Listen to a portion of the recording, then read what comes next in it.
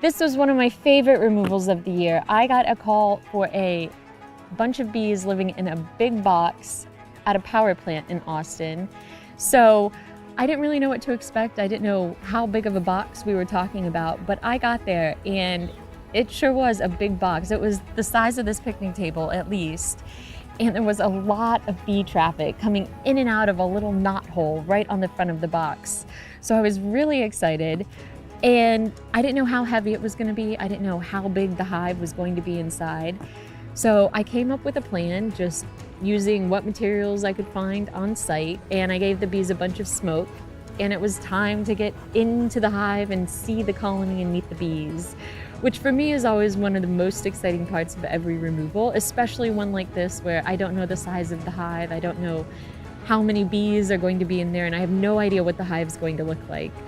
So I gave the bees a bunch of smoke, and then I slowly lifted the lid off of the big box, and I saw the most beautiful beehive. It was bright and yellow and full of fresh comb that the bees had just built. It looked like they hadn't been there for long, but there were a ton of bees. There were easily 50,000 bees in this colony, and I could tell this comb was going to be a little hard to work with because it was so bright, it was so yellow. That lets me know that it's new comb that the bees just built, and that new comb tends to be very soft and very malleable.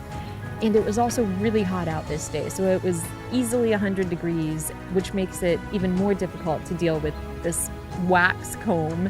There were a lot of bees, there was a lot of comb to remove, so I set up my equipment, I got some sawhorses out of my truck and put the hive at about waist level so I didn't have to move too far from the lid of the box to the new hive. And I definitely misjudged how heavy the comb would be, how big it was going to be, and how soft it was going to be. Because when I picked up the first piece of comb off the lid, it instantly collapsed and fell right onto the ground. So I picked up the comb and I started to put it into frames of the new hive. I used rubber bands and I cut it out to fit perfectly into the frames of the new hive and secured it with the rubber bands, and then put the piece of comb into the new hive so that the bees would have all of their hard work and had everything they were collecting throughout the season and all the wax comb they had been building. So after I got the first piece of comb into the new hive, I just repeated the process over and over again. I removed each piece of comb off the lid, and I cut the comb and put it into the new frames of the new hive. And this was a really big hive, so I had to work slowly and carefully while handling the comb because I didn't want to destroy any of the bees' hard work. This was also a very healthy colony with everything the bees needed to survive. The colony had plenty of nectar and pollen and baby bees, and I knew that there was a healthy queen hiding somewhere in the hive. I just had to find her. There was also a good amount of honey in this hive, which I couldn't resist, so I tried a bite. And no 2 bites of honey I take from a beehive like this are ever exactly the same. The taste of the honey is dependent on the flowers that the bees are foraging from, and the flowers that are in bloom, of course, changes day to day. The temperament of the colony can also change from day to day, but lucky for me, this colony was extremely gentle, especially for how large they were. I always sort of get into a zone or a state of flow when doing a long removal like this. The process is repetitive and you have to pay extreme attention to every detail and every step in every move you make. Being in a beehive forces you to be fully present in the moment, and for me it brings a certain calmness and stillness that I really enjoy. And despite the temperature outside being well over 100 degrees Fahrenheit, removing these bees was actually a breeze. The hive was at the perfect height where I could see all of it and work right alongside the bees as they were working. And they weren't bothered by my presence at all. They just kept doing their normal bee tasks that they needed to do for this colony to survive.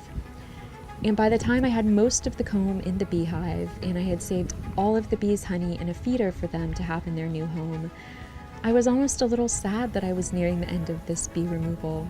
It was such a beautiful hive, and I could have just sat there and watched these bees work all day. I loved watching them work. I loved seeing the colors of pollen that they were bringing into the hive. but I knew that they were in a place where they were no longer wanted, and the best thing that I could do for them was to remove their hive.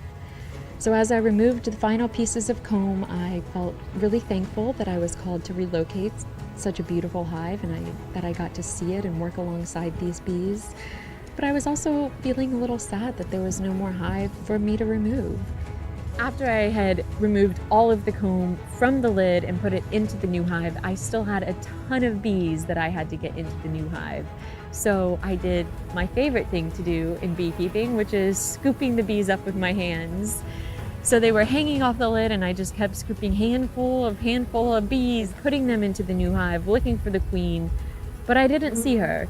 So after I had removed a lot of the bees from the lid, I noticed that there were a lot of bees inside the box and still flying into the box, still using the box.